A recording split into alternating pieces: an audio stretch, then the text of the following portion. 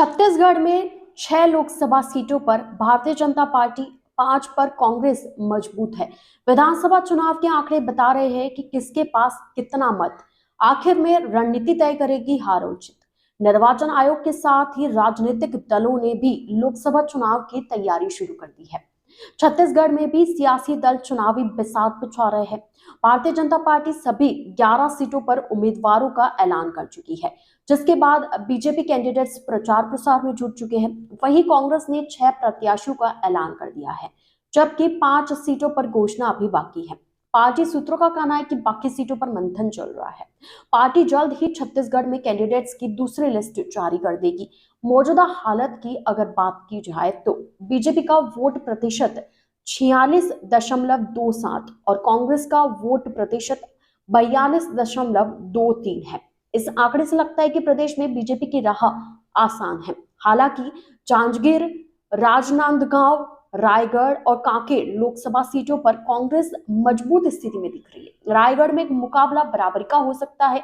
वहीं रायपुर समेत बाकी सीटों पर मजबूत स्थिति में कांग्रेस नजर आ रही है। छत्तीसगढ़ में बीजेपी और कांग्रेस ने दिग्गजों को लोकसभा के चुनावी मैदान पर उतारा है। इनमें बीजेपी से ब्रजमोहन अग्रवाल, विजय बघेल, सरोज पांडे, चिंतामणि महाराज, संतोष पांडे जैसे नाम शामिल हैं। वहीं कांग्रेस ने पूर्व सीएम भूपेश बघेल, ताम्रध्वज साहू, शिव डहरिया, ज्योत्सना महंत, विकास उपाध्याय को प्रत्याशी बनाया है।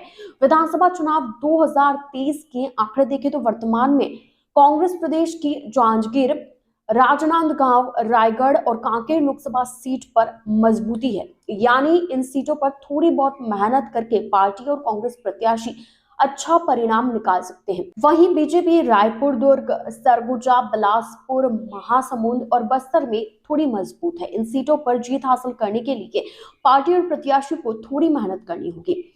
रायगढ़ सीट पर बराबरी का मुकाबला है। वर्तमान में छत्तीसगढ़ में 3,60,92,024 वोटर है। इनमें से 1,56,34,933 वोटर्स ने मतदान किया है। विधानसभा चुनाव 2023 में वोटिंग के अगर आंकड़े देखें तो प्रदेश में बीजेपी के 72,34,968 और कांग्रेस के 66,02,586 वोटर्स हैं।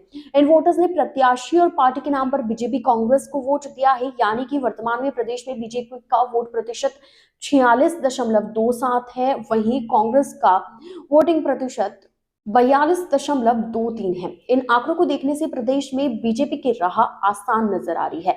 हालांकि यह कांग्रेस की रणनीति पर निर्भर करता है कि आखिर इन लोकसभा चुनाव में कांग्रेस बराबरी की टक्कर दे पाएगी या नहीं दे पाएगी।